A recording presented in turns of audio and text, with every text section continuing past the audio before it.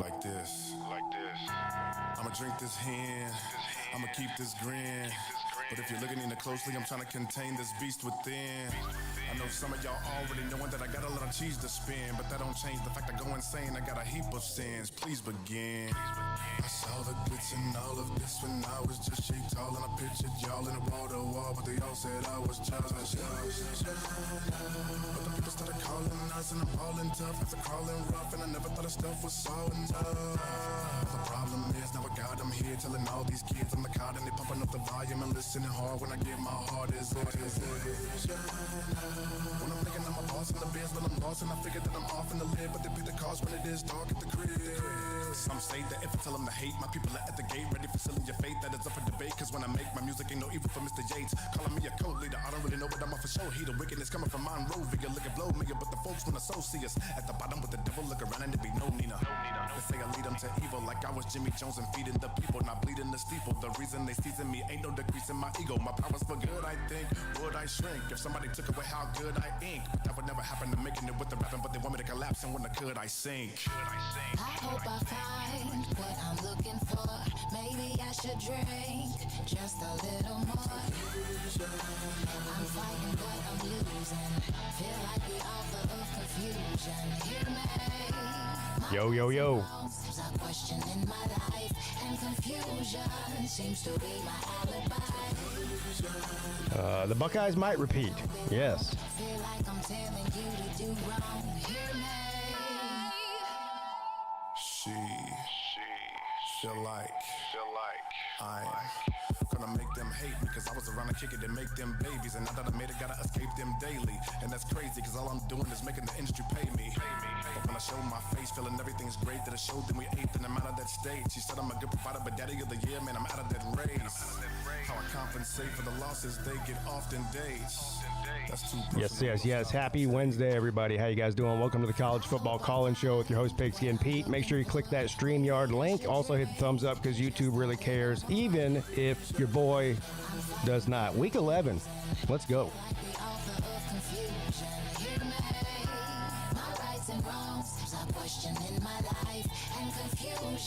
Seems to be my alibi. I'm feeling like I don't belong. Feel like I'm telling you to do wrong. Hear me? They say I'm seeing things, but everybody know I'm being things. We them kings, like it or not, we running this. Got a lot of hype cause I'm one to spit and I come to grit. On the 5th, you gotta know text, never gonna miss. I still think that on a yearly basis, there's not 12 teams good enough to win the national championship. I don't think that's any different this year. I'd say there's probably 5 or 6. But that doesn't matter. There's a 12-team playoff.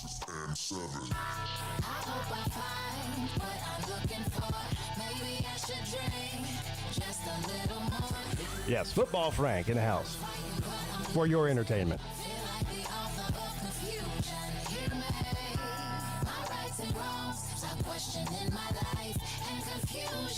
Seems to be my alibi. I'm feeling like I don't belong. Feel like I'm telling you to do wrong. Hear me?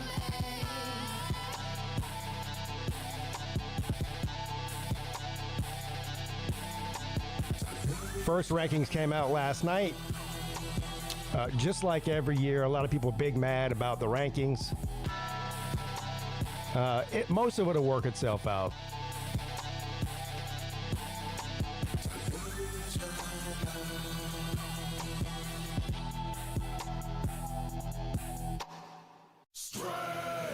Music.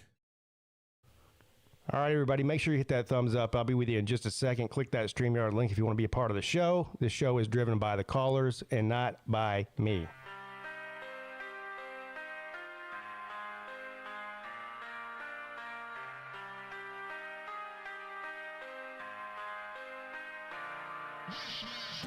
So lonely, so lonely, so lonely, so lonely, so lonely, so lonely.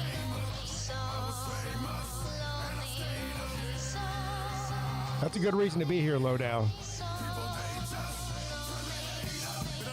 since I started to be an artist, I've been disregarded, and I'm in the hardest ever seen. I put them in the garbage to be departed when I spit this. Whammy is wicked, face give it up just like Stanley Ipkiss, but damn me is lifted where no families listed. Plan to revisit that big plan that he misses. Shifted, twisted a bit, cause man, he resisted to jam with his scripted calamity, insanity with it, like amity, picture sickness, living so blow me with a bucket of hot feces poured on me. Never loved it, now y'all just be so phony.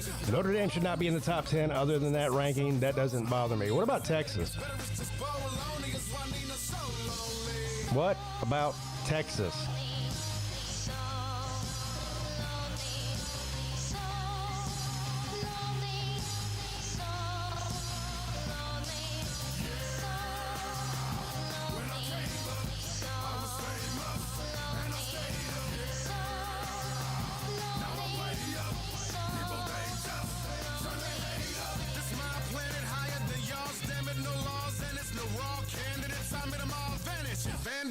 With this, if man get his lips in this, quick damage and rip the bitch, no bandages. What if he draws panic? From clones, I spit it up and then they gone. I'm living up within my zone, nobody left to win my throne. Try calling home, but everybody is so monotone, and you're getting that's why the tech is all alone. It's so lonely up here. Why ain't none of my homies up here? Yes. Be with you just in about 90 seconds. We'll get this thing started here. Again, click that StreamYard link if you want to call in and talk some college football. That's what we're doing here. That's the only rule.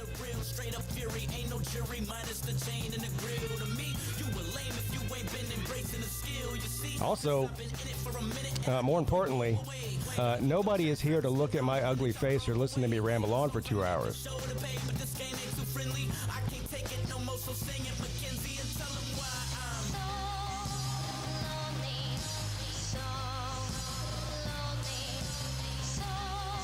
Yeah, I don't buy the quality of loss thing. No such thing as quality of losses.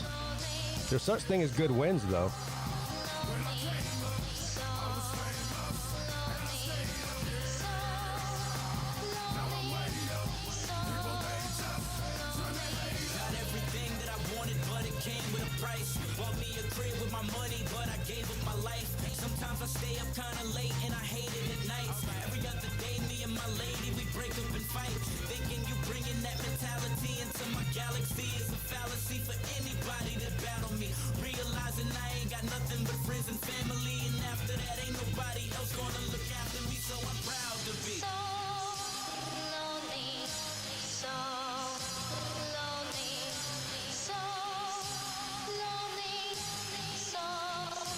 No such thing as a quality loss. I don't care what conference you're in.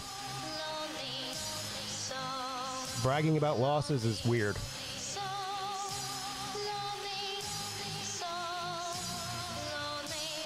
Yes.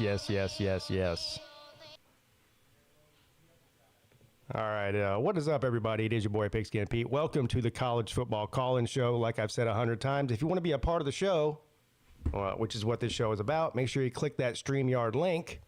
Lots to talk about with the Week 11 matchups and the CFP rankings and anything else you want to talk about, whether it's coaching firings, if you want to cry about Dabo Swinney, because that's a lot of people are crying about Dabo Swinney, what he said yesterday, but I've still yet to hear one person that disagrees with what he said, which is really weird to me.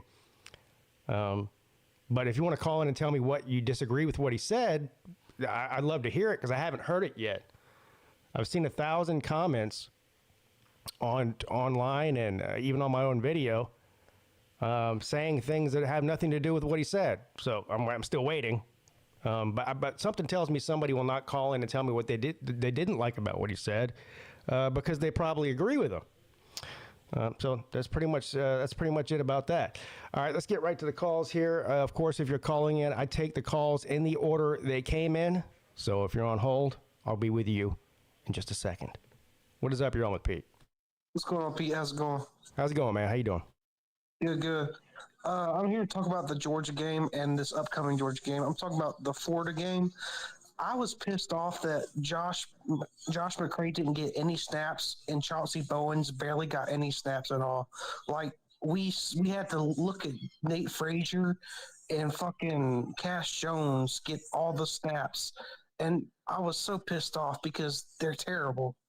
I was very upset. So who is it that you want to get more carries? Chauncey Bowens and Josh McCray. Now, you sound like me with Clemson, man. Well, Yeah. I mean, Josh McCray is a good running back. He can get the short, the short and whatever. And Chauncey Bowens is the best running backs. They're the two best running backs we got. And we saw Nate Frazier for the majority of the game run the ball, and he's not any good. He was only good when he played against Clemson last year, and he was terrible ever since. So yeah, well, you know Georgia's roster better than I do. I've obviously focused more on Clemson's roster, but I think what you're saying is the same thing I've been saying. Is if how do you know how good your running backs are, or any, not just the running backs, any other player, whether it's a wide receiver or a linebacker or a cornerback or whatever, if they don't get opportunities to play, then how would you know how good they are? So I'm assuming that's what you're saying about this guy. Well, we know how good Chauncey Bowens is. He basically ended the game with a touchdown. Well, not ended the game. He just basically scored a touchdown, made it 24-20, and then the rest is history. Yeah. Well, I'm of the opinion that I don't care if the starter is getting paid $1 million in NIL money. If he's not performing well, then let the backup play and see what he's got. I mean, And Chauncey's like a redshirt freshman. I'm like, you're going to piss this guy off, and he's going to go somewhere else. I'm like, he should be like fucking Lane Kiffin and be like what he did to Trinidad Tobago, like what Luke calls him, Trinidad, and make him, say, hey, I'm sorry, but Trinidad's starting over the starting quarterback. He's the starter now. And do that. Stop starting these, running backs that are not any good. Well, again, that goes back to my point about this is one of the negative sides of the NIL, and I think we all saw this coming, is that whenever you're paying a guy a bunch of money, then it's harder to bench him for a guy who's not making any money. Now, it shouldn't be that way. All these coaches all the time talk about we're going to play the best player available, but if the guy that's making a bunch of money isn't performing, then he needs to sit on the bench. I don't care how much you're paying him. Yeah. And so we're seeing this is a problem across college football, and these coaches are kind of put between a rock and a hard place because of the amount of money that is being spent on these players. So I mean, but this is the new norm. There's nothing that's going to change that really, except for it's going to take a coach to have some balls and say, hey, look, I don't care how much money we're paying you. We're paying you to perform. If you're not performing, we're going to put the second or string or third string guy in or whatever, and see if they can do better. Yeah, and as for the upcoming game, Mississippi State versus Georgia, we could lose that game because Georgia is terrible on defense on both sides of the front.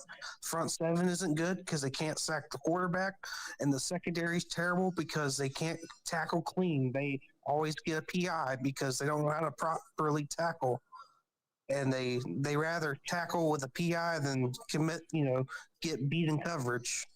So, well, yeah, you could lose to Mississippi State. I don't think you will, but I don't think we will. But Georgia's problem is their secondary, and Mississippi State can move the ball down the field, so that is an issue. I don't know what the over/under is in that game, but I'd probably take the over, whatever it is. Now, I do say the bad thing about Mississippi is their run defense is terrible, and we got some good running backs. Now, the problem is, will Kirby Smart use Chauncey Bowens and Josh McCray because they are the two best running backs on the roster? And if not, I'm going to question Kirby Smart because Mike Bobo is a good coordinator, but it is Kirby Smart's decision. Because this is an occurring thing, not just with Mike Bobo doesn't make the calls. He does make the play calls, but it's the final decision. Yeah, but Kirby has a history of this. Dabo does the same thing. So I feel your pain here, but I mean, he ran off Justin Fields. Justin Fields was clearly the better quarterback, and he ran him off to Ohio State because he wouldn't play him. So he's loyal to the guys that he's loyal to. And everyone else is going to take a back seat. I mean, Kirby is one of the most stubborn coaches when it comes to benching players or putting someone else ahead of them. Yeah, and that's the only thing that concerns me is he's going to probably run Nate Frazier, who's not a good running back. He high steps. I don't know if I would say he's not a good running back, and I'm not even a Georgia fan. I think he's a good running back. He's average. He's an average running back. Yeah. He's average.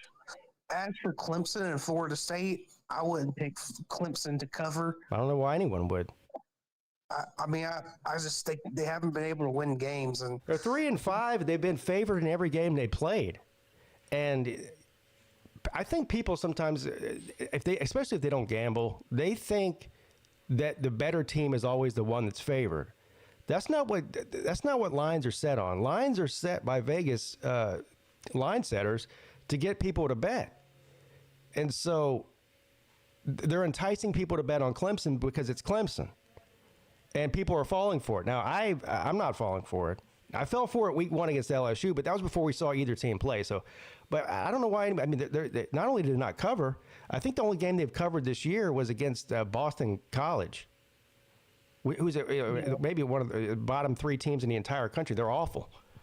So, Florida State right now, believe it or not, as bad as they are, they lead the country in yards per game. I think they're averaging somewhere around 545 or 550 yards per game of offense. Now, that doesn't mean they're going to win, but have you seen Clemson's defense this year? It's getting worse. It's terrible. Yeah, I mean, there's a lot of reasons not to bet on Clemson right now. I mean, there's a lot of turmoil in Clemson. They haven't won a home game against the Power 4 team since early October. They're giving up massive amounts of yards and points every week. The offense played great last week, but they're inconsistent. There's just really no reason to bet on Clemson. And again, it's college football. Anybody can win. I'm not saying Clemson's going to lose the game, but I wouldn't bet a single penny on them. Well, I don't know why anybody would. And listen, I hate Dabo. I can't stand him, but I do agree with him on the refs. I mean, they should be held accountable, and they should, have full-time jobs. Not only they should be have full-time jobs, the NCAA should be in charge of it, not the conference. And on top of that, they should give like a 6-month or a yearly annual test where they have to take an eye test, a written test. An eye test. What is it, the DMV? Yeah, I'm serious. An eye test because I don't know about an eye test, but I mean, I'm serious. An eye test because some of these calls just out of make no sense. I mean, I get the whole joke with the 3 blind mice and the blind refs out there, but I don't know. I mean, I'm pretty sure they have to pass a physical and an eye exam before they even get the job. I don't know. I mean, I'm pretty sure that's already a thing. I don't think they've got guys out there who are legally blind refereeing.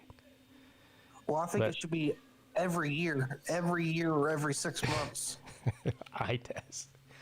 No, I agree with everything. First of all, it's not that I just agree with Dabo Swinney on everything he said about. I've been saying this for years, and a lot of us have. We talked about it on this channel a lot, and a lot of other YouTube channels about being full time. Look, there's no reason. Absolutely no reason why these guys can't be paid as full-time employees. Do you know how much money is being made by these people? By the conferences? By everybody? The players are even getting paid now a lot. So you got the conferences are making a bunch of money. The NCAA is making a bunch of money. The teams are making a bunch of money. The players are making a bunch of money. The only people that are involved in this sport that aren't making enough money to sustain a living is the referees, and they're one of the most important parts of it. So it makes zero sense why they're not full-time employees and spending, instead of just working 3 or 4 months a year on Saturday, throughout the offseason going through training. And also probably the more important thing that he talked about, other than full-time referees, which I think is important, is that they're the only entity in college football that's not held accountable for being bad at their job. We saw the one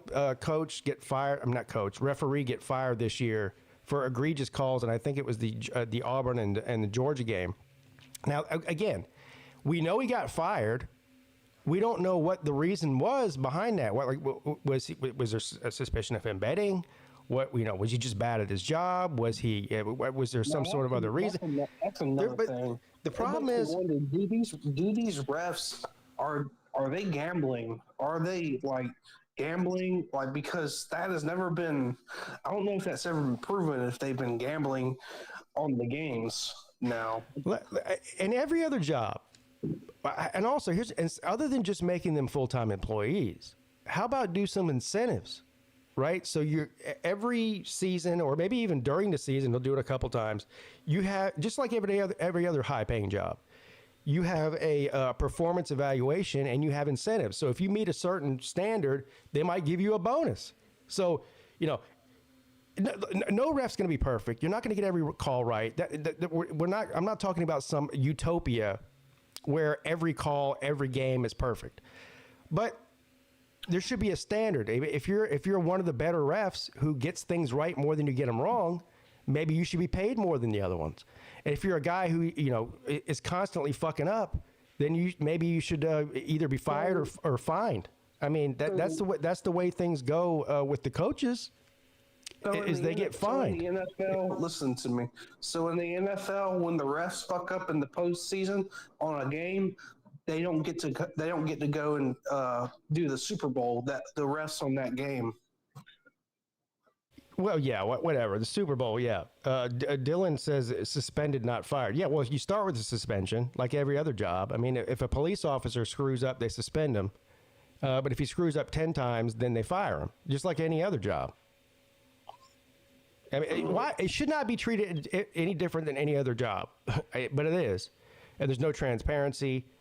And anytime a coach has a grievance about not just one or two bad calls, but a bunch of bad calls in a game, the NCAA or the conference rather, because that's these are conference coaches, not NCAA referees. I mean, they just go, okay, well, yeah, you're right. These were bad calls. Sorry, we'll try to do better. Okay, so no accountability at all. Yeah. Just sorry. I'm about to be off topic in just a second. What is up with the gambling in the NBA, man? That's crazy stuff. I know it's off topic, but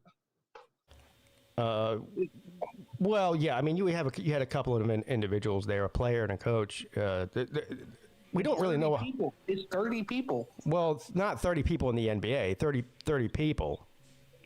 But only two of them are includes current players and coaches.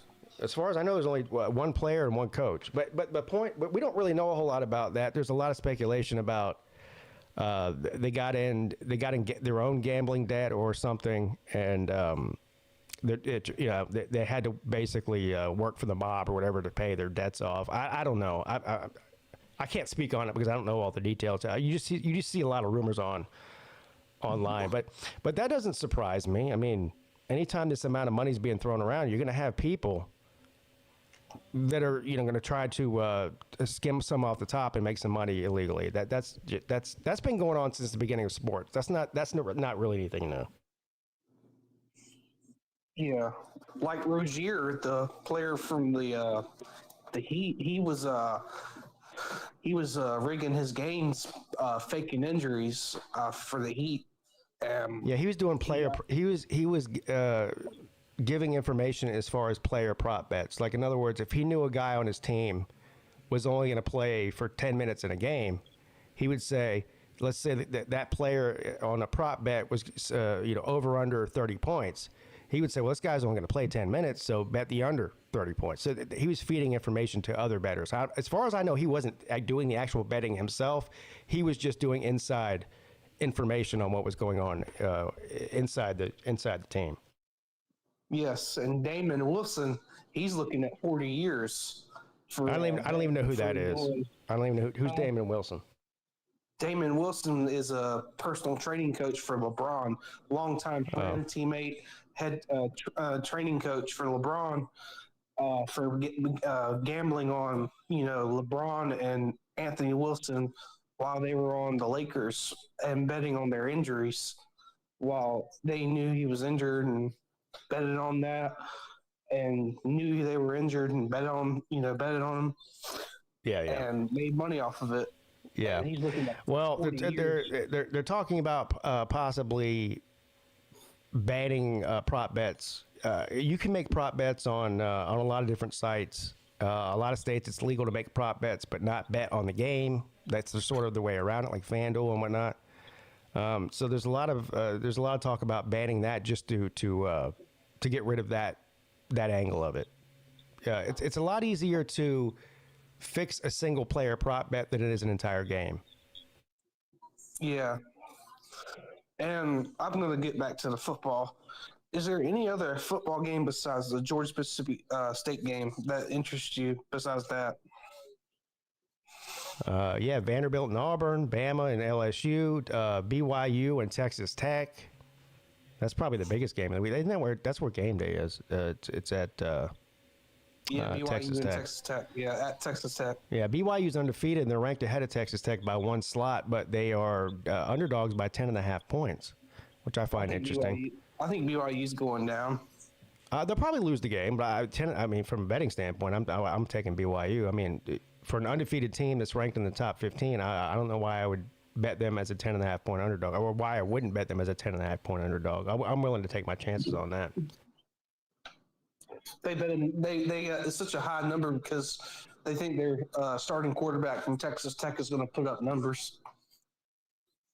I mean, Texas Tech's destroying everybody. I think Texas Tech should be favored. They absolutely should be. I think they're probably better than BYU too, but 10.5 points is a lot.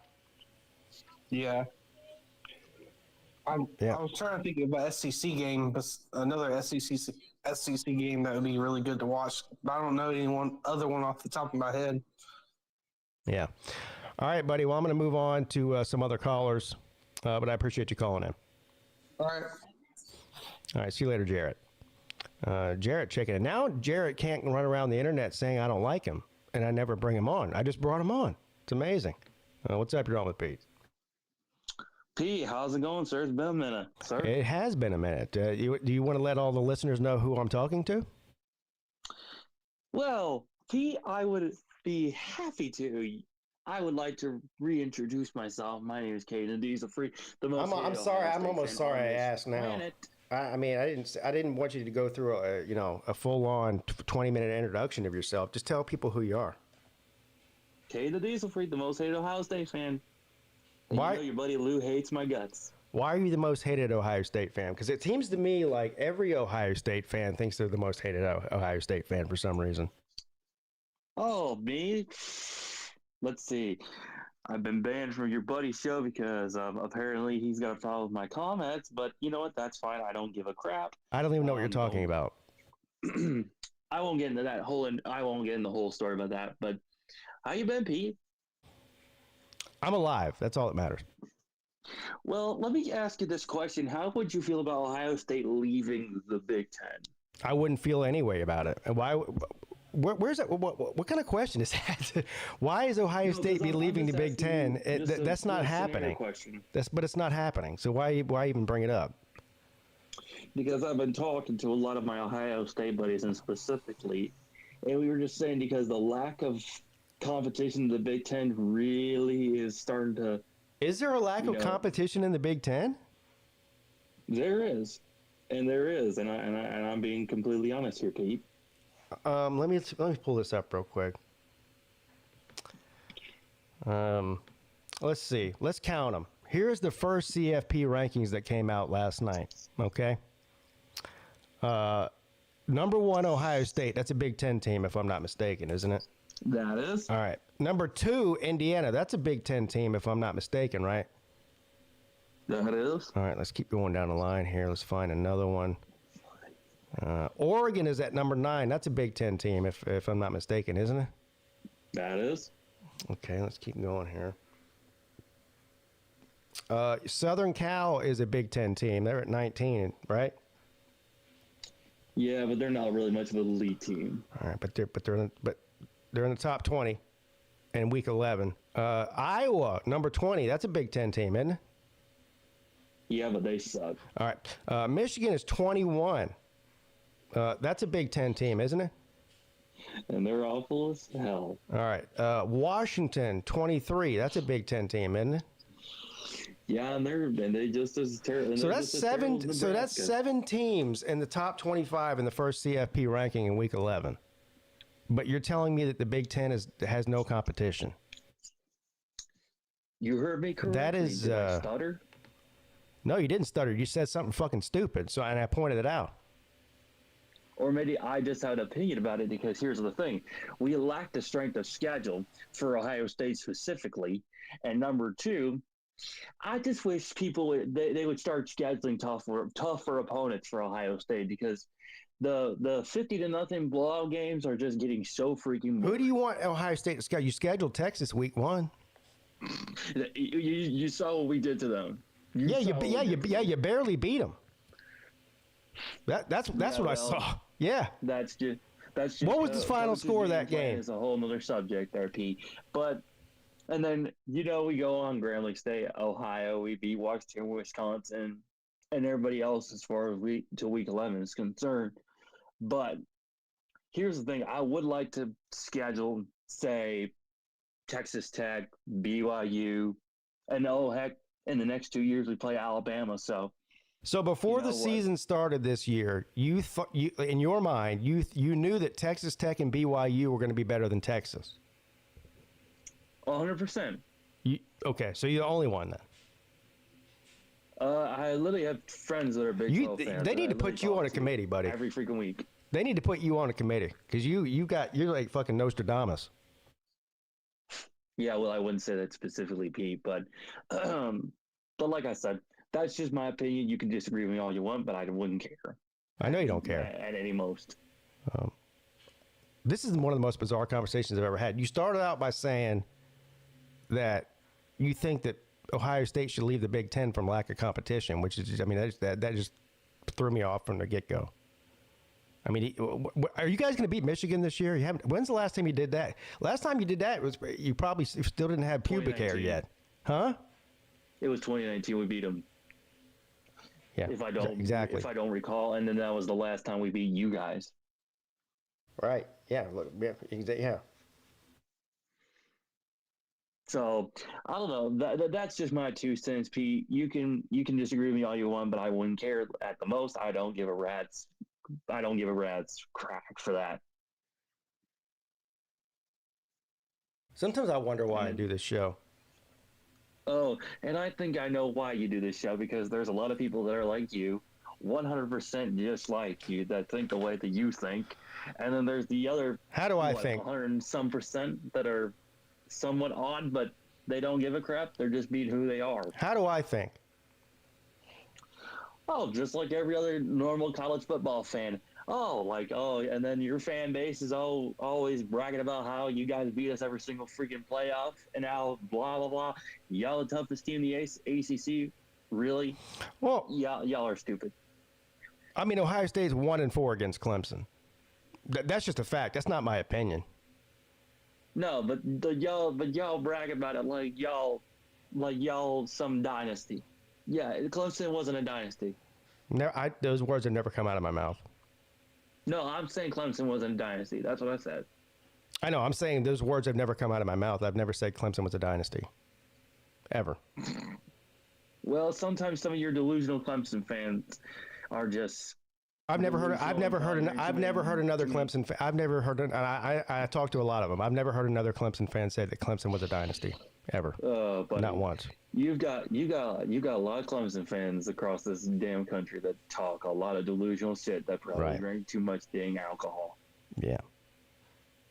Okay. Oh my God, Pete, you really gotta talk to Clemson fans about it. I don't represent Clemson fans or Clemson. I represent me.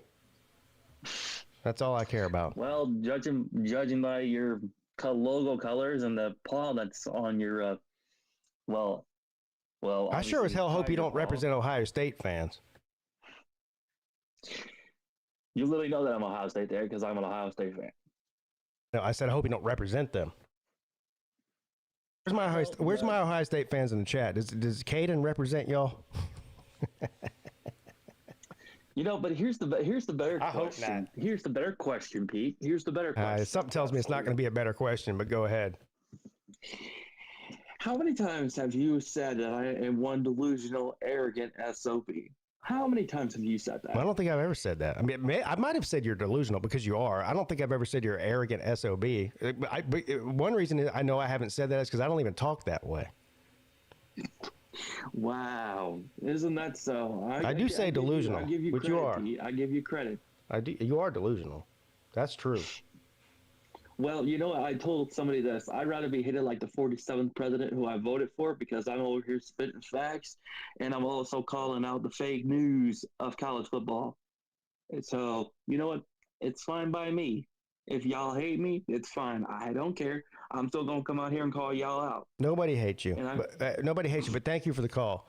You know what? I hate myself because I put myself through this misery every single Wednesday at 10 p.m. What's up? You're on with Pete. What's going on, buddy? How's it going, man? You're already asking yourself why you do the show? Yes. Have you heard the first two calls? Well, you know, like it's every week. We had the pandemic in the country. Now we have the pandemic of stupidity in the college football community. I know. We talked about it earlier. It's getting worse. I know. It is getting worse. I mean, I feel like, look, I love interacting with college football fans. It's great every year, and even during the off season, it's great. But I do believe I've been doing this long enough that I think that college football YouTube channels are a magnet for morons. And I'm not saying everybody's a moron. I'm just saying it's a magnet for morons. What does that say about us? Well, I'm one too, but at least I admit it. Yeah. Well, you got to be a moron to do this. Yeah, I know I am. I'm never going to admit I'm wrong, though. I've decided this. Yes. I did want to ask you about, I've been looking through the ACC here. Who do you think is most likely to make it to Charlotte at this point? I've got Louisville and Virginia. I think we're on the same page because you've got you've got Virginia with no losses, Georgia Tech with 1, Pitt with 1, Louisville with 1, SMU with 1, Duke with 1. Miami's out. Yes. All right. So Virginia doesn't play any of those teams. They play Duke. So Virginia plays Duke. I think Louisville plays SMU and Georgia Tech plays Pitt. Yes. I think Pitt has the hardest schedule going forward. They've got Notre Dame. Yes. Georgia Tech, Miami. That's their last 3 games. Right. Yeah, so Pitt has the hardest road, although Pitt is one of the hotter teams in the ACC right now. So I'm not saying they can't win out. If somebody were to ask me today, like, who do you think the best team in the ACC is right now after what we've seen throughout this entire season? I think it's Louisville. It's either Louisville or Pitt, I would say. Louisville or Pitt. I agree. Now, Virginia has probably the easiest path to get there. So while I don't think they're the best team in the ACC, I still think they have the easiest path to get to Charlotte. And, of course, when you get in a one-game situation in the championship game, I think they've proven that they can win close, gritty games. They've done it multiple times this year, despite what happened to them. Well, like the other teams, they have got some help. I don't think they had but like 300 yards offense against Louisville. I think Louisville threw Virginia scored twice on defense in that game, didn't they? They did. So Virginia's got Duke, Wake, and Virginia Tech, and I think they lose one of those games. Even if they lose one, they'll probably still get to Charlotte. So I think it's going to come down to, I think you're going to have a 3-way tie. You tell me how reasonable this is between Virginia, Georgia Tech, and Louisville. I want to hear this because I know that you've done the math with your TI-83. I haven't done the math yet. I'm just looking at who they have to play. It'll either be Virginia, Georgia Tech, Louisville, or switch Georgia Tech for Pitt. But in that scenario, who wins the tiebreakers? Because I know you've gone over this on your own channel before, so I know you know. So it's going to go to first your record, then it's going to kick to common. The second one is, has one team beat all the other teams? So if Virginia played Georgia Tech and Louisville and beat both of them, and they all have one loss, they're definitely in. Then you start over with the remaining 2. That's not the case here. Or one of them has to have lost to all the other teams. Then it's going to go to common opponent. There's only one common opponent between Georgia Tech, Louisville, and Virginia, and that's Virginia Tech, who they're all likely to beat. Georgia Tech's already beat them. I think Louisville's already beat them, and I think Virginia Tech plays them their last game. Right. But they're out anyways. If they lose that game, they'll have. Well, no. If their only loss is to Virginia Tech, then they're definitely out. So if they have a loss, it can't come against Virginia Tech. Right. Now, if they all beat them, then it's going to come down to whose opponents have a better record between Virginia and Georgia Tech in the ACC. And I don't know. I haven't looked at that yet. Yeah, Georgia Tech losing last week really it really slashed Georgia Tech's chances by, in my opinion, like 70% probably. And that's even without me using a calculator. I just came up with that on my own. I just picked a number out of the air. 70% sounds about right to me. Yeah, you went Rain Man on it. I went Rain Man on it, and the only reason I say that is because of Pittsburgh. If I were setting the line, and I didn't care about betting perspective and trying to get equal money, just what I think the line should be, I would have Pitt a 3.5-point favorite, even in Atlanta against Georgia Tech. That's interesting because I think that's probably what it'd be. You might have a second career in line setting because I agree with you there. Well, two idiots agreeing probably doesn't mean either one of us. Well, I'm not smart, but I'm a degenerate gambler, so I'm pretty good at with the lines. At least I'm not good at betting the lines. I'm good at picking what they should be. Yeah, I mean, look. Here's the thing: if it comes down to who's better between Louisville and Pitt, Pitt has the better quarterback, and I actually don't think it's close. Miller Moss is very feast or famine. When he throws picks, he tends to throw them like Carson Beck does. Yeah. He's been a liability. So, no way Georgia Tech favored over Pittsburgh all day. They might be, and if Georgia Tech is favored, it'll be because they're at home. I think they have a 10-game winning streak going at Bobby Dodd. It'll be less than 3 points though. It'll be a pick 'em, be -1.5 Tech if they are favored. Yeah. I agree. So, other than the ACC, what do you think about the rankings last night? I think, well, we've talked about it. I think we're all in agreement. Like Notre Dame being number 10 is nonsense. Yeah. You at least have to this is my thing, whether you're arguing politics or college football or whose wiener is bigger or whatever you're going to argue, at least be internally consistent in your argument. Or externally when you're talking about wieners. Yeah, yes, or whatever. But if you're going to have Notre Dame ranked 10, you can't have Miami ranked 18. They'd have to be ranked like no further back than 15. I agree. Start to make sense. Well, in my opinion, they should be behind Miami.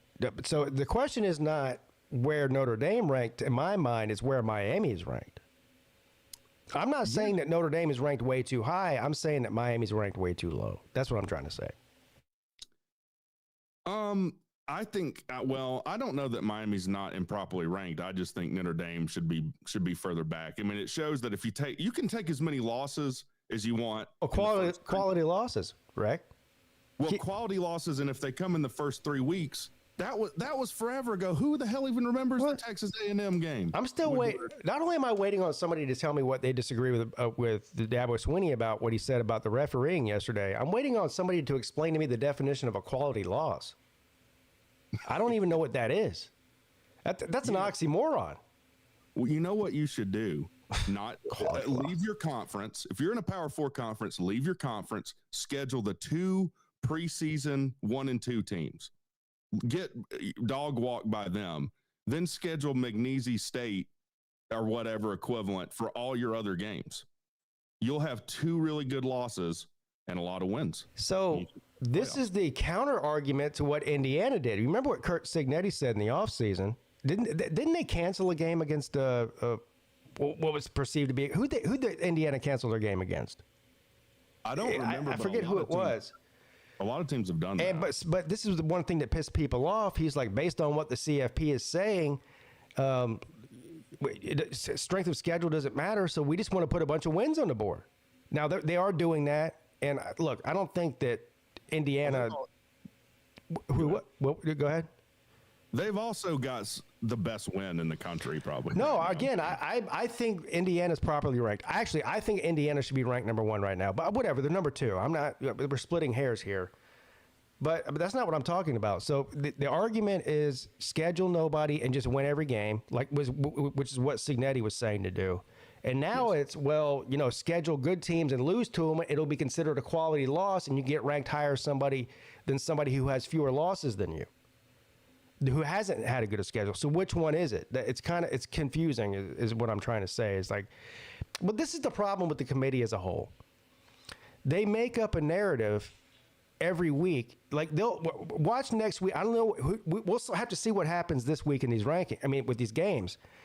But they'll say something totally different and contradictory next week when explaining where they rank the teams as what they said this week. They do this every time. Every year, every time, it's like, this team had a quality loss. And then the next week, they'll be like, well, yeah, this team, they lost. But, it's just. But there's not a shitty win. Or there's not a shitty loss, I mean. Like, we talked about this on the midday show. I wasn't on the midday show, but Alabama gets embarrassed by Florida State. They have the worst loss of anyone ranked right now, probably. Well, I think that's definitely true. And this may be a problem with waiting till week 11 to do the rankings, although I don't disagree with that premise in the first place, because you might want to see a body of work. But there is certainly a recency bias. And this is proven with the Miami and Notre Dame thing, right? Because Miami beat Notre Dame, but Notre Dame has looked good the past few weeks, whereas Miami hasn't looked as good the past few weeks. So they're making that ranking not on strength of schedule, not on quality losses or whatever. It's based on what they've seen them do the past few weeks, because people tend to forget, even the playoff committee tends to forget what happened in week 1 and week 2. They're looking at what happened last week and the week before that. Yeah, the problem is it's the same problem with officiating. Is there's just not a lot of transparency, and everything seems to be intentionally vague. So the explanation for these rankings is like the equivalent of an adage, like eye is in the beauty of the beholder is kind of the explanation you're given, which doesn't mean anything. Like, that was the whole thing with we're going with the best teams. What does that even mean? Right. Well, that's definitely subjective. Because what are you basing best teams on? I mean, are you basing it on eye test? Are you basing it on record? Are you basing it on quality losses? Are you basing it on strength of schedule, strength of record, or a combination of all those things? But to me, it seems like they're basing it more on recent eye test than anything else. Yeah, and look, Drew the Longhorn, this is the common response to this, which was the same solution that we were given in the previous playoff model. Well, we need to go to 16 teams. Again, you're going to have a 17th team. This problem's not going to go away by adding more teams. And at some point, you've added so many teams, it's like the NBA playoffs. The regular season doesn't even matter. No one watches the NBA. Now, that's not really the reason, but it's part of it. Yeah, the continuing to add teams thing is not going to solve any problem. When there was 4 teams, like you said, there was a 6th team that had an argument. If there's 8, there's 9 and 10 teams that have an argument. When there's 12, there's 13 and 14 have an argument. When you go to 16, it's going to be 18 to 20 have an argument. I mean, where does it stop? Well, are you going to have a team with 5 losses make a 16-team playoff? I mean, think about that. But 5 losses, that's almost. I mean, wow, maybe you could. Well, look at all their 5 losses were quality, man. Yeah, 5 quality losses. Yeah. 7 and 5, but man, look at how good they looked when they lost those games. It looked amazing. Yeah. And then refs screwed them too. Yeah. So we got the makeup call is putting you in the playoffs. Did you see what they said about the? I don't know if it was when they were arguing about when they were explaining Georgia Tech, or if it was Notre Dame and Miami. I think it might have been Notre Dame and Miami, and they're like, well, he goes, well, luckily we've got 3 former coaches on the panel, and they look at film and let us know, who's better just based on film. It's like, what film? So you're telling me if you're basing rankings on who you think's got a better blocker on defense instead of who actually won the fucking game? What are you talking about? It's worse than that, because if that was so clear, anyone who could get film on someone and determine what made them good would win. I got film. I saw the game, and the film said that team lost. That's the only film that should matter. Not who you think's got a better offensive line, and well, look at this guy. He's got that left tackle can really block. I mean, I'd put them ahead of Miami. It's like, what? They lost to him on the field. We all saw it. Did you see that reach block? Did you see that? Yeah, that was unbelievable. Shit. Well, they're better coached. Well, who won the game? That doesn't matter. They're better coached. I mean, I watched it on film. We asked the three guys on the panel that or on the committee that used to coach. Why aren't they coaching anymore? I don't know. No. Oh my God! Copy the NCAA basketball model. Yeah. We'll have 64 teams. It's about to go to like 80 or some shit. It's gonna be like that would be half the teams in Division I, wouldn't it? There's like 135. That's what Mike Leach said. If Mike Leach was alive, he would be a prime. He would be the whole committee. I would be okay with that. Yeah. Just make Mike Leach decide. I mean, Mike Leach also wanted to have a midget running back so they could throw him over the line on short goal situations. And inquired about it. But hey, I mean, we don't want to be total scumbags. Let's at least see if it's okay to exploit someone for their vertically challenged nature. Yeah, but Mike Leach, he's a national treasure. But man, he was like, yeah, we do. I mean, he's like, people get asking why can't we have a 64-team college football playoff? I mean, basketball does it. And it's like, what? Yeah, well, basketball and football are two completely different sports, but that's... I know what we do. Do away with the regular season and just start the playoffs week 1. That's a great idea. I'm down for that. Do away with conferences. Yeah. Everyone plays each other in a double elimination thing. You could have a full season. Yeah. And if you lose your first 2 games of the season, you're out. So you only get to play 2 games. You only get to play the rest of the season. Then you have a committee that says those were actually quality losses. They get another try. Yeah, and screw the bowls, too. Who said that? Yeah, no bowls. We need to do bowls. We want to start bowls in August. We'll have the Orange Bowl on September 1st. Exactly. Yeah. This would be perfect. It is. That way the bowls still make their money. We get a 90-team playoff. It's great. I mean, I guess most teams' home stadiums are worthless now, but we will have bowl season in August. Yeah. Well, cool, man. I'm going to hop off here. I appreciate it. All right. See you later, Rex. Thanks for the call, buddy. Yes, sir. Yes. Where are we at here? What's up? You're on with Pete.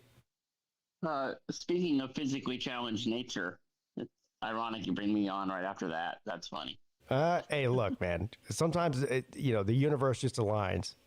It just panned out. But, anyway, was it Nick Saban the one trying to get the playoffs started before the season started because he wanted the games played on paper? Wasn't that a Nick Saban thing? I don't know. I don't even know. I don't know what you're talking about. He got all. I think Nick Saban was the one advocating for playing the games on paper because of who was favored to win. Anyway, what's your thoughts on Oregon? You have to be more specific. I mean, like at the ranked night.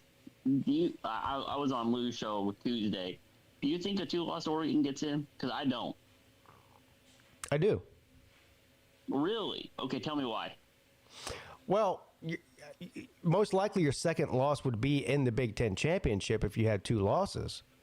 Are you talking about 2? We're not going to the Big Ten championship. Indiana and Ohio State are going to go, barring something crazy happening. Okay, so that means that Oregon would be the third place. If Ohio State and Indiana go to the championship game, obviously one wins and they get an automatic bid. The other one's going to get in probably anyway. So I guess what you're asking me is there going to be 3 teams in the Big Ten in the playoffs? And I'd probably say yeah. Because if Oregon loses, because what Oregon's got left is at Iowa, home for Minnesota, home for USC and at Washington. Well, USC. yeah, USC so and you would definitely get it. USC and Washington are ranked right now. So is Iowa right now. Yeah. So you got possibly three ranked wins if the other teams do their job and keep winning. All right, so let's pretend that you only win 2 of those 3. You still have 2 ranked wins, and a quality loss. See how that works? To a ranked, yeah. Yeah, quality loss, man. That would get you points. That's almost as good as a win. Shit, what are you talking about? And so yeah, I do think if you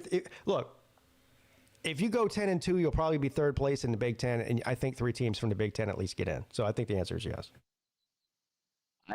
I mean, parsing it out that way, that makes sense. But I just think, and maybe this is because BYU and Texas Tech have 1 loss, and they're going to play each other this weekend, so that another team will catch a second loss and move behind Oregon. So Oregon's, I mean, barring a loss to Iowa, guaranteed to move up in the CFP next weekend. Here's what I'll tell you. What's going on in the ACC helps the 3rd place team in the Big Ten. Oh yeah, for sure, because because there's a good chance. Quality team out. I mean, we still have to see how it plays out. I mean, there's different scenarios, but there is a good chance that maybe only one ACC team gets in, and if that happens, that's going to open up a spot for either Notre Dame or the third place team in the Big Ten. Yeah.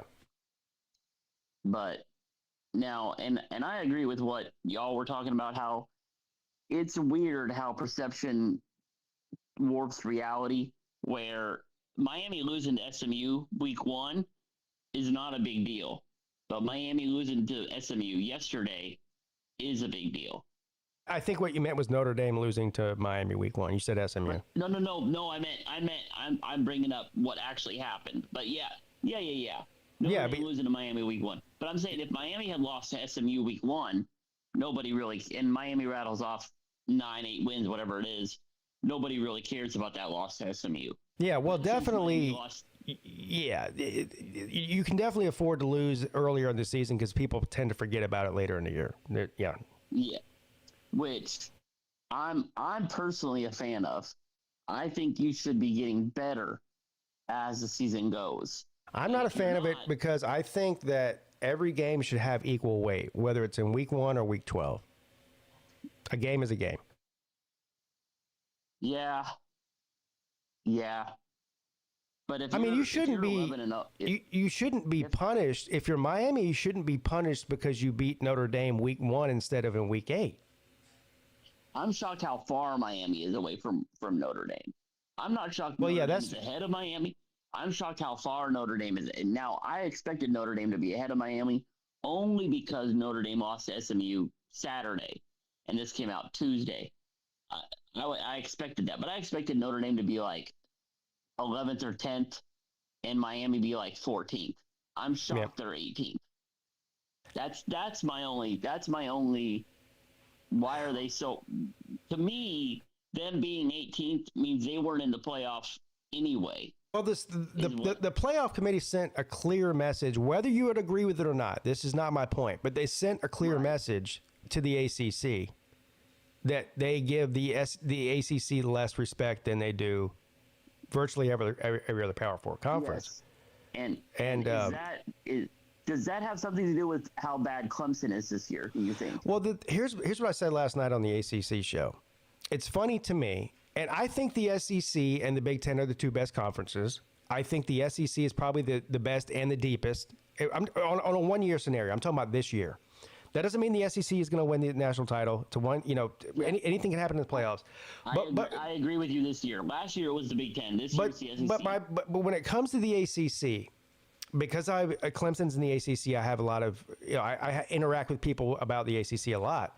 And all you ever hear is, well, the ACC is just a 1-team league with Clemson, or a 1 and 2 team league with Clemson and Florida State, or Clemson and Miami, or whatever it is. If there was other good teams in the ACC, maybe you guys would get more respect. And it's like, okay, well, this year you've got 4 or 5 good teams in the ACC, but Clemson and Florida State are down bad. So they go, well, Look how terrible the ACC is. I mean, they got fucking Virginia's good, and Pittsburgh's good. They're not any good. It's like, well, that's what you've been asking for. Is for other teams to be good, and now they are, and now you're saying the ACC is still terrible. It doesn't make any sense to me. Any other conference, if they have, like this year with the Big 12, all right, so they got a bunch of good teams, right? They got BYU, they got Texas Tech, they got Utah. They got a bunch of good teams, and they get praised for it. These are teams that normally don't win much. They get praised for it, but when it happens in the ACC is terrible because those teams are good. So there is definitely some sort of bias. And again, I'm not saying I do think the ACC might be the worst Power 4 conference this year. I'm not saying that they're not. But all I'm saying is there's a different standard for the ACC when it comes to some of the teams that don't normally win a lot than other conferences for some reason. I don't know why. Now, do you personally think that has anything to do with what's been going on with Florida State and other certain schools wanting to leave the conference and suing ESPN and griping and bitching and moaning? No, I don't, because I don't think that the playoff committee is taking into consideration. I don't think the ESPN is influencing the playoff committee's rankings. Okay, and that's an honest answer from you, but I'm sure there are people out there that are saying that. Well, yeah, there's people out there that think everything's a conspiracy. Right, but to I your think point, there have been years where there's been 4 teams with 2 losses in the SEC, and they think it's a gauntlet, and now you got 3 or 4 teams in the ACC with 1 loss that are battling for Charlotte, and they think the ACC is terrible. Yeah. Right. So I understand. I think it has more to do with the fact the ACC is kind of a product of their own problem over the past 10 years, is that it has been a 1 or 2 team league every year. And so that's still what's stuck in people's mind. They can't fathom that there's actually other good teams in the ACC because they've been terrible for so long. And it doesn't help that Clemson being bad is almost a product of their own experiment by not using the transfer portal the way they should be.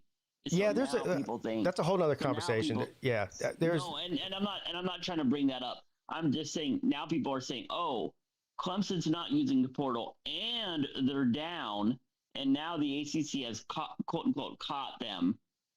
So how good is the ACC? Yeah, I agree. I agree with you. That's part of the thinking, but it shouldn't be part of the thinking. I mean, they should be looking, instead of looking at Clemson as what you base the entire ACC on, they should be looking at the other teams for what they're doing. It's a disrespect to the other teams. Really, it has nothing to do with Clemson. 1,000% is.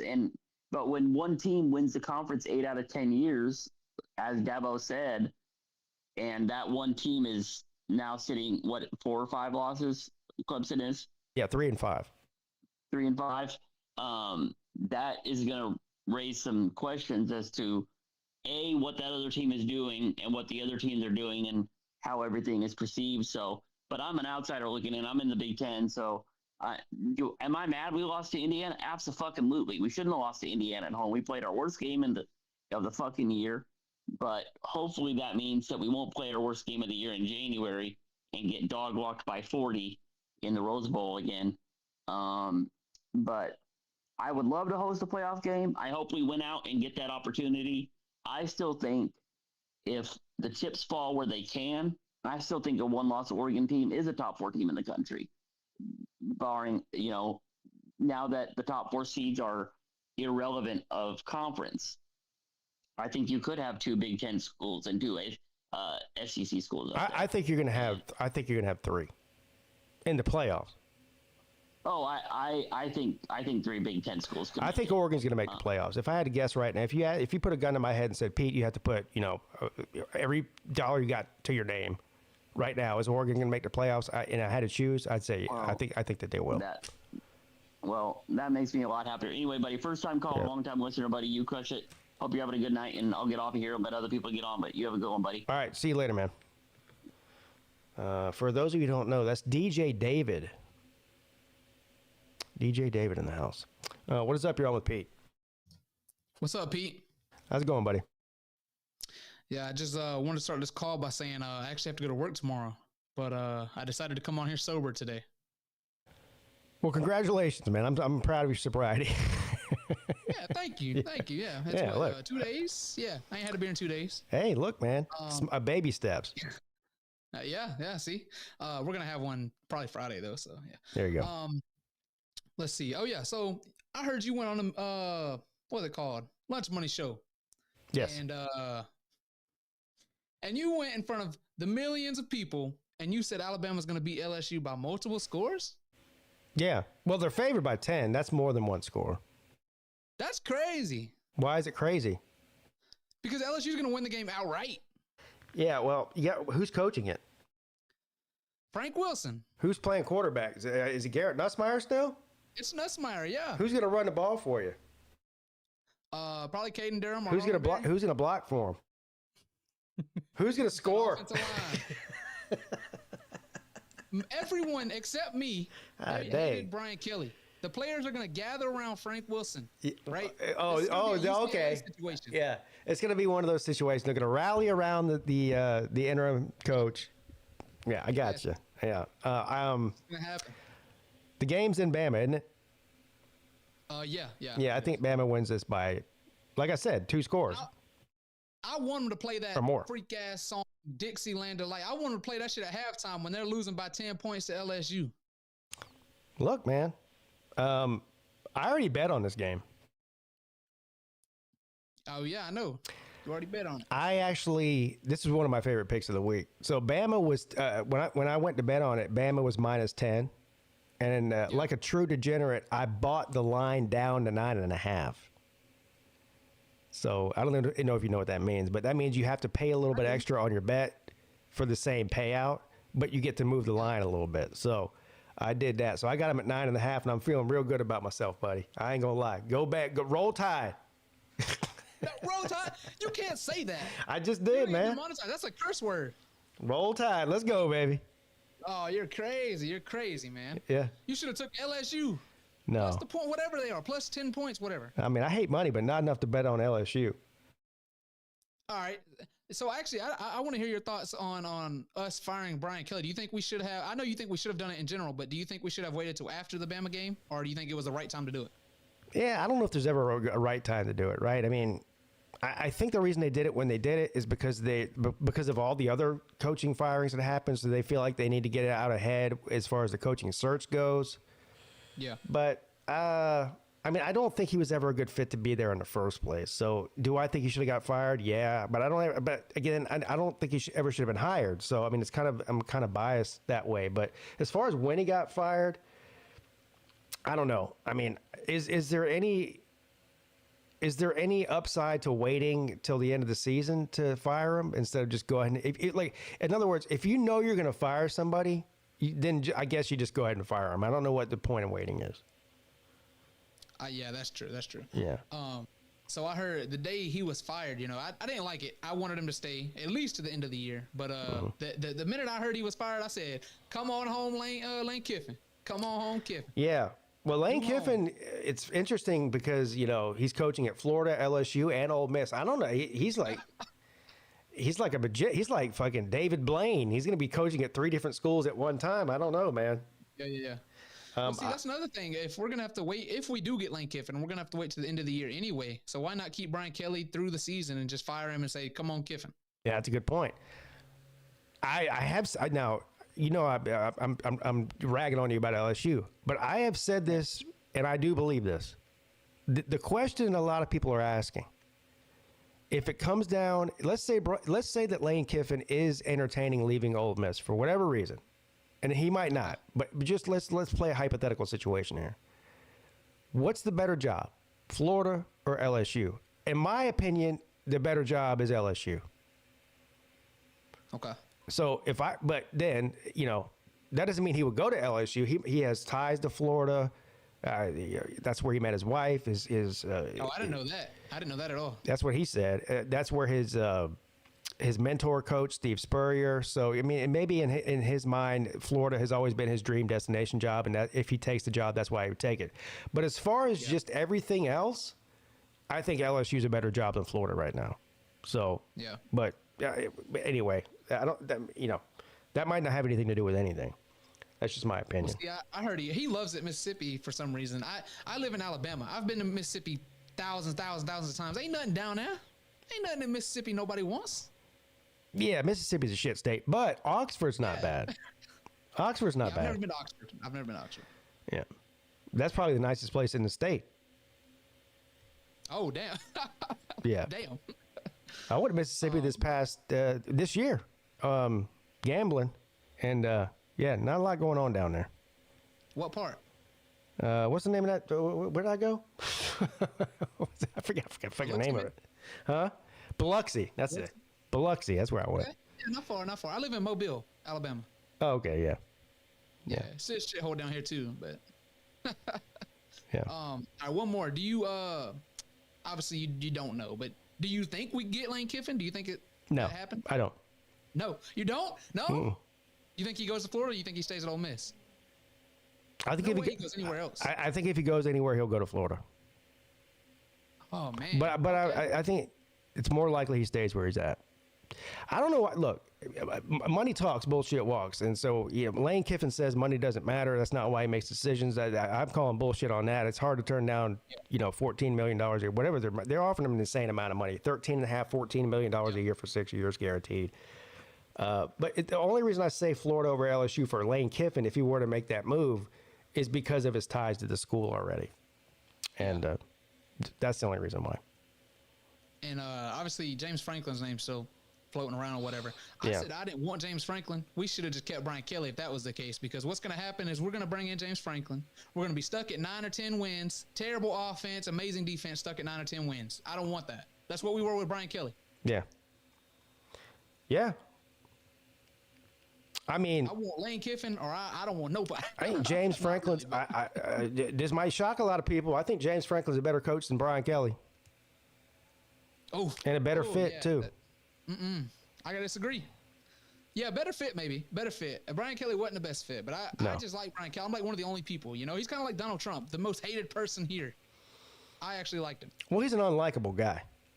Yeah, I know. You actually liked him? I heard all the stories. You're the first person I've ever heard say that. Yeah, I like Brian Kelly. Yeah. Hey, look, we're all entitled to our opinions. I don't know. What'd you like about him? I don't know. I personally, I really don't know. Like, I can't sit here and name off things, but I didn't hate him like anyone else. They said he killed someone in Notre Dame, and that's a pretty good reason to hate somebody. Yeah, I mean, killed somebody, allegedly. Honestly, I'm too young to really know anything about that. But the whole Greg Brooks situation, I have my own thoughts on that part too. So. Oh, is that the guy who it was in a hospital or whatever? Yeah, with brain cancer or whatever. Yeah, and he didn't call him or visit him or whatever. Yeah, exactly. Yeah, I didn't. Yeah. Whatever. We ain't got to talk about that, but. I got you. I think that's pretty much all I got. All right, buddy. Well, thanks for calling in, man. Good luck against Alabama this week, and I hope you lose because I got money on it. Okay. All right, take it. Oh, what is up? You're on with Pete. Hello, Pete. Hello, sir. How you doing? Old disgruntled Clemson fan. Uh-oh. I got a quiz for you there. All right. Buddy. I'm good at quiz. Well, actually, I'm not good at quizzes. Generation, buddy, because I typed out this in madness after losing to Duke for the first time at home since I couldn't legally drink. I know the answer. Is this the first question of the quiz? 1980. Yeah. Well, hey, I want to know. 51 and 46 have in common. What? I'm sorry. What is it? What do the numbers 51 and 46 have in common? Oh, and this is for all the Dabo Disney dogs, as Lou would say out there. So just buckle up for a minute. I don't know. I for some reason I feel like 47 has something to do with Donald Trump. Is that true? No, 51 and 46. Oh, 46. That's the total number of points scored by opponents in Death Valley since the place was opened. Okay. You know who owns both of those losses? Dabo Swinney. $5 million a year Swinney. Wow. And how about this number? See if you can recall this. This little bit far back. 70 is the most points given up in a bowl game ever. You know who owns that record? Dabo Swinney against West Virginia. Exactly. Here's a good one. 6 versus 12. Any idea what that is? 6 versus 12. Yes. Mm-mm. Total number of losses during Danny Ford's last 3 seasons versus the number of losses under Dabo Swinney 2023 through today. The winning percentages, 83.3% for the old guy and 62.9% for the guy who is apparently going through a midlife crisis. And even if you equalize the number of games at 36, adding 1 game to Clemson and counting it as a win, that only increases the percentage to 63.9%. To be fair, in 1980, the last time Duke won in Death Valley, Danny Ford was the head ball coach. But you know what he did the next year? And what I expect, nay, I demand, he won it all. Can you tell me that with the way this game is evolved into a big business today, or at least it's now fully recognized, do you think Clemson could win it all following such a disastrous season? So next year? Yeah. No. Turn it around in 1 year. Mm-mm. Okay. No. That's all. I just wanted to make sure that if I start playing I'll Be Home for Christmas before Thanksgiving, know where we'll be. I got a quiz for you. Mm-hmm. 2 to 1. I was at that game too, by the way, and I wanted his head. I like the quiz game. Let's do this quiz game. All right, 2 to 1. Yeah, that's the number of national championships. All right, so Dabo's got 2. No, hold on now. I'm just. This is a fun game. 2 to 1 is Dabo's got 2 national championships. Danny Ford had 1. All right, I got another number for you. 1 to 0. 1 to 0. 1 to 0. That's a tough one. So this is something Danny Ford does not have. Technically, yes. Danny Ford never had a $60 million buyout. That's actually true. Yeah, ding, ding, ding. That's correct. Ding, ding, ding, ding, ding. That is correct, sir. It's the amount of years that Danny Ford had to deal with the transfer portal and NIL compared to Dabo Swinney. Oh, absolutely. It's definitely the minimum number of years. But the people who get out their checkbooks. Well, speaking of checkbooks, now this is another stat. Oh, yeah, this is definitely. I'm dating myself. Hey, speaking of checkbooks, Danny Ford broke out the checkbook to buy some Clemson players and got caught for it. Right now, he would get rewarded for it. So I'm just saying that what was once, one time drinking was illegal in America. That didn't work out for them. So now they just tax it. Now they're going through the same thing with gambling. It's like, you want to make revenue, you got to feed the vices of the American people. So I'm thinking that, do I want him fired? Absolutely not. Absolutely not. Because I want to see him turn it around for his legacy. I don't want to go down the path of Oklahoma State or even Oklahoma when they parted. They all parted Nebraska. Nebraska. Nebraska gets rid of a guy winning 9-10 games a year, going to bowl games, and now they'll be lucky to make a bowl game this year. Yeah, there's a lot of examples of that throughout history. Happy Valley. I get the criticisms. I get the criticism of Dabo and everything, and there's the fan base seems to be split on. I mean, there's half the fan base that's ready just says he needs to leave or get fired now. The other half, well, I say the other half. The other half is kind of split too. Some of them are just they'll ride with Dabo no matter what happens because of what he's done. And there's people like me and you are like, okay, like let's see if he can turn it around. Now the question is, will he turn it around? I mean, on a scale of 1 to 10, what's your belief? The chances that he does get it turned around? Less than 10%. Yeah. So you're down below 1. Yeah. That's not good. It's simply. That's not good. He has avoided rigorous use of the transfer portal. He has decided that NIL is only after a player signs. Right. And that's not the way the rest of the free market is doing it. That's right. He doesn't have to like it. He doesn't have to agree with it. He should be paid for winning. I mean, it's not just Clemson spends approximately there in the top 5 in NIL.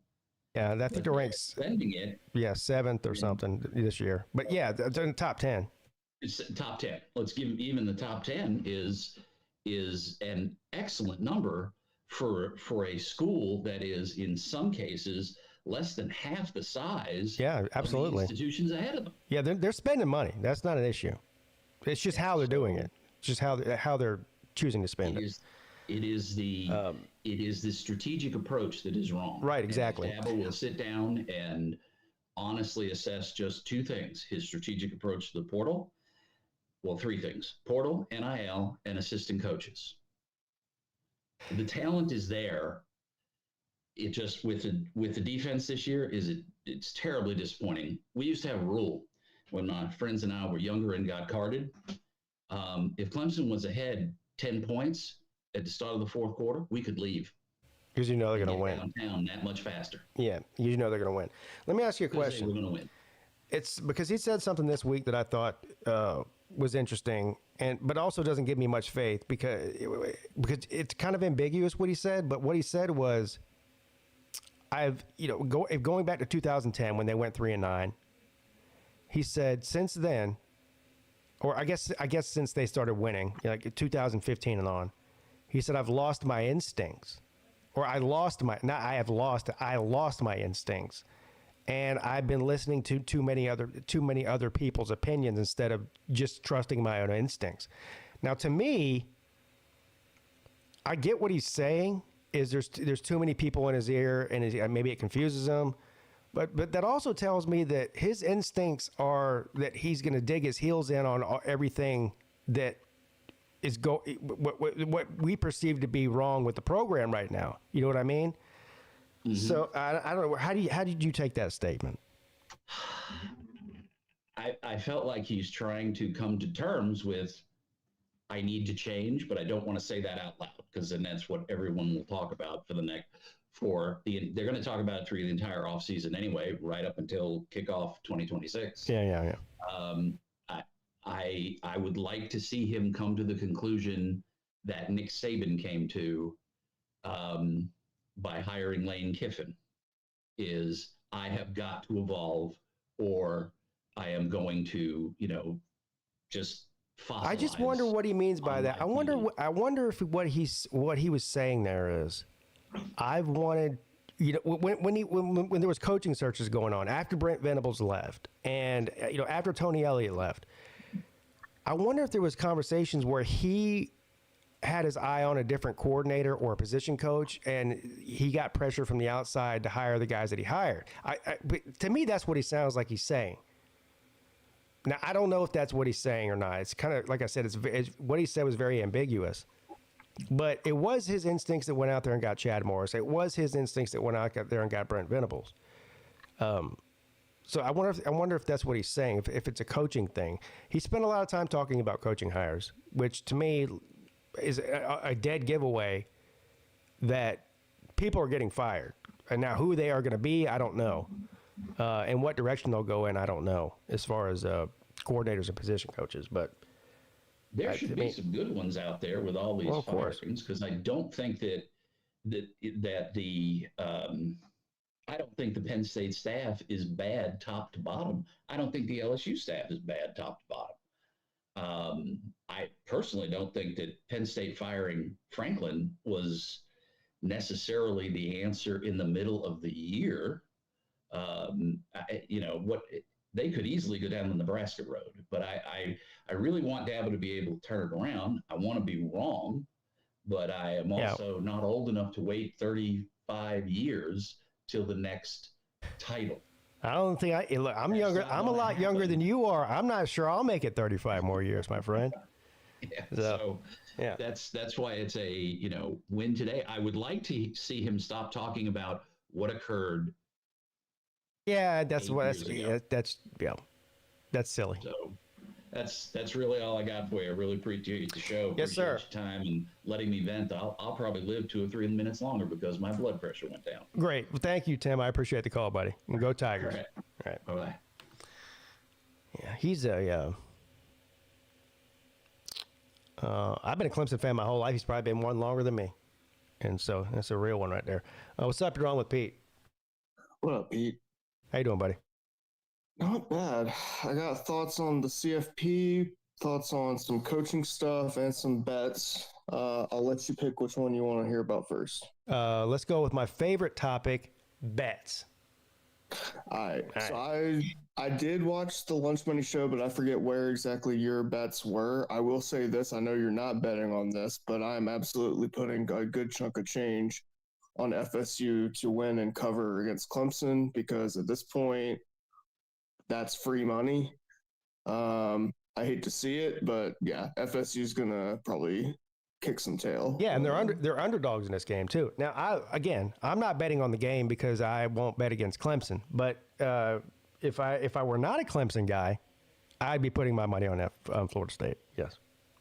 Yeah, I mean, I hate FSU. I like Clemson, but this is just free money. I mean, I don't see a world where Clemson actually wins this game, much less covers. Right.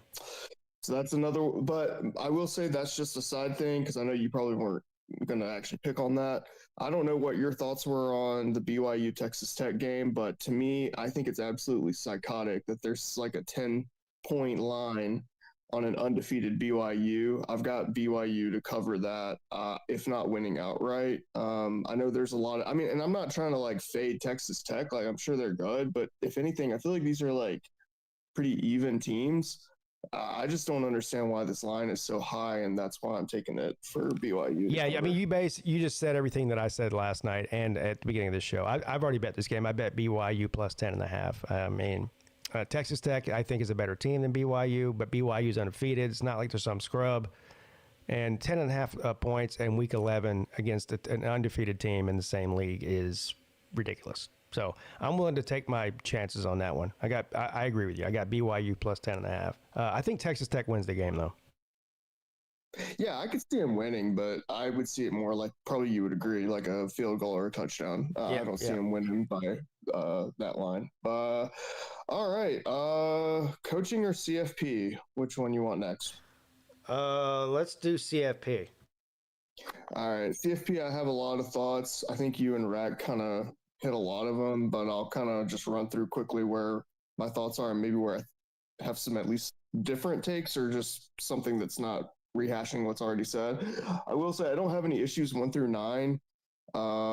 So I think that takes care of the bulk of it. Obviously, I think the CFP is just like fading the hell out of the ACC. I know you and Rec talked about that.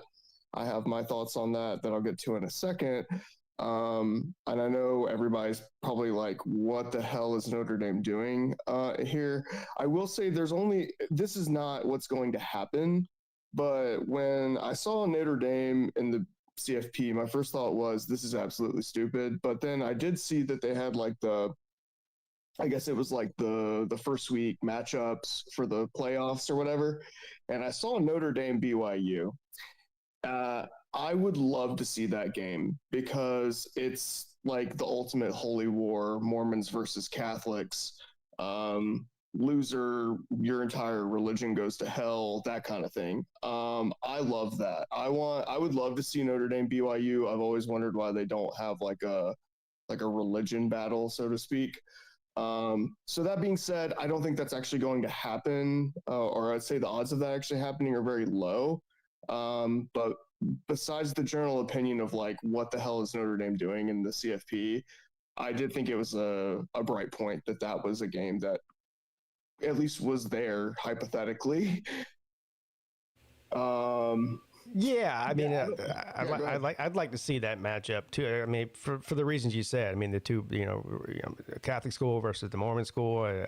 Also, I think they're two good teams. I always like. I mean, obviously, we want to see the best matchups on the field, but I also like to see off the field ancillary reasons to watch teams play each other. And so if it's a Mormon school versus a Catholic school, or if it's some other reason, sometimes it's like two coaches that sort of hate each other for some reason. I like to see that kind of thing. And so, I like those kind of matchups too. Now, just looking forward to who's going to be matched up in the first round of the playoffs, I think it's kind of silly at this point because there's still a lot of football left to be played. So, yeah, I know Lou got his wish because at least the projection there was Memphis, Georgia. So I know he was excited about seeing that. Yeah. Again, is it going to happen? Probably not, or nobody knows. But yeah, I liked the proposed matchups, like Virginia at Ole Miss. I thought that was pretty sick. So like, there's a lot there that like, even though I had my questions about like, essentially 10 through 12 in the CFP, like those like hypothetical matchups, I'm not gonna lie, they got me a little hyped. Like I was like, all right, I could get down with this. Yeah. Now onto the things that I didn't like. I already talked about Notre Dame. I don't want to rehash things that have already been said. I think it's ridiculous. You're leaving out Miami but putting in Notre Dame. Like that's just psychotic to me. I mean, I'm not saying either of them deserve to be in there. The gymnastics to put ND in is insane. Well, the results on the field have to matter. So we had this argument about what's happened in the past few weeks versus what happened in week 1, 2, and 3. In my opinion, a game week 1 or week 2 or week 3 should have the same weight as what happens in week 9, 10, or 11. But clearly the playoff committee does not agree with that. And also when it comes to head-to-head, I mean, that's the ultimate slap in the face. You got two teams that have the same record. One of them's got a better one of them has the head-to-head win. I don't think that Notre Dame's schedule has been any harder than Miami's has. So that's probably the biggest discrepancy. And I'm not saying that Notre Dame shouldn't be ranked high. I just think that Miami should be closer or even ahead of them, wherever they're ranked. Yeah, maybe the moral of the story is you might as well go for broke and schedule the hardest opponent possible in week 1. Because even if you mess up, like think about Alabama, FSU, right? Like Alabama's essentially not even being punished for that loss, which I'm not saying they're not a good team. They're a really good team. Yeah, I think Miami's a top 5 team in the country. I don't really have a problem with where they're ranked. Yeah. Oh, I just meant I don't think Alabama's being punished at all for that FSU loss. And I'm not saying that they're not worthy of being top 5. But what's the point of these first 2 weeks of games? The only other thing I was going to say is that I found it kind of weird that they put in Texas and Oklahoma both and left out both UVA and Louisville. Like, again, this is week 1 CFP. It probably doesn't even matter. But obviously, an ACC team is going to go in at some point. So why not make the week 1 CFP at least reflect somewhat of reality of what will end up happening? When you say they left out Virginia and Louisville, are you talking about out of the top 12? Out of the top 12, yeah. Okay, yeah. Oh, so you're saying is that not indicative of what the playoff schedule would be? Well, one ACC team is guaranteed to get it, whoever wins the ACC championship. So there's at least one. I see what you're saying. Yeah, I guess it's just kind of weird how they're basically saying, okay, yeah, it'll be Virginia at Ole Miss, but Virginia's not in the top 12. It just feels like a weird mismatch of Well, see, some of these guys got to play each other, and they'll be and they'll move up or down based on who wins the game because they'll have a highly ranked win. You see what I mean? Yeah, I agree. I don't know. I feel like putting Texas and Oklahoma both in and leaving out Louisville and UVA out of the top 12. It just I don't know.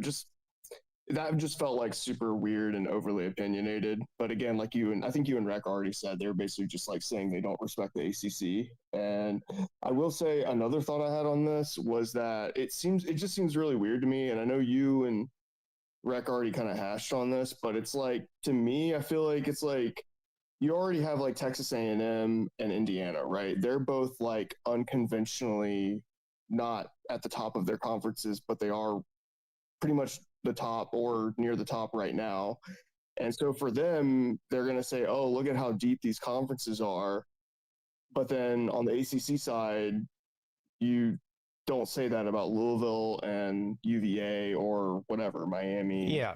Whatever, right? And the only thing I come up with is, well, it's probably because, for example, you still have Ohio State and you still have Alabama and Georgia, right? Whereas I think if the SEC, again, I don't know how this would work, but let's say Ohio State like pulled a Michigan and just like completely fell out of the sky after winning the national title, and it was like Indiana at the top and like some other Big Ten team.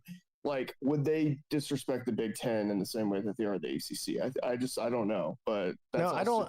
It seems to me as if they put these conferences in tiers, and they're not supposed. They say they're not supposed to do that, but they do. They're doing it. They're judging the SEC, the Big Ten, and then the ACC and the Big 12 in a different tier, and they're moving them around based on how many wins they have instead of just saying, you know. I mean, I still believe I understand that strength of schedule matters, but and it should matter, but also wins and losses have to matter, right? At some point. And so there's a clear difference in these at least these initial rankings, what they think about the conferences, and they obviously think that they've put the ACC at the bottom. Well, they put Louisville and Virginia, who are both 1-loss teams, below Texas and Oklahoma, who are both 2-loss teams. Like, could they not at least split the difference and just put like the interesting thing is with Notre Dame, because they play a quasi ACC schedule. Now, of course, they played and beat USC, who's ranked. That's their best win. But they play a bunch of ACC teams, and they also played one that they lost to in Miami.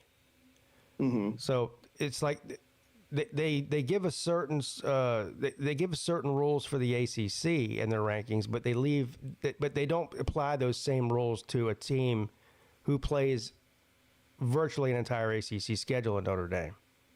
Right, quality losses matter until you're Miami. Yes, right. I guess other than that, my quick thoughts on coaching. I've thought about it. I think James Franklin at Virginia Tech, like I was kind of thinking about that for a little bit. I think that actually would make a ton of sense. I think it'd be a slam dunk. And I don't know if that's going to happen, but I couldn't think of a better fit, to be honest. What team? James Franklin? Oh, James Franklin at Virginia Tech. I thought about that one for that does make a lot of sense. Yeah. Well, first of all, home run. That would be a home run hire for Virginia. Yeah, I agree. If I'm Virginia Tech and you land James Franklin, I think you hit a home run. I'd be happy with it if I were them. Yeah, and because of his time split, Vandy and Penn State, and then you got Virginia's kind of snuggled somewhere between I think it's a perfect fit. I think it's a perfect fit. Yeah. I think he'd come in, he'd recruit well, he would do well there. He would do very well there. Yeah, I think so too. All right, well, that's it for me, Pete. All right, man. Appreciate the call, brother. Yep. Have a good one. That was Joelish tuning in and checking in.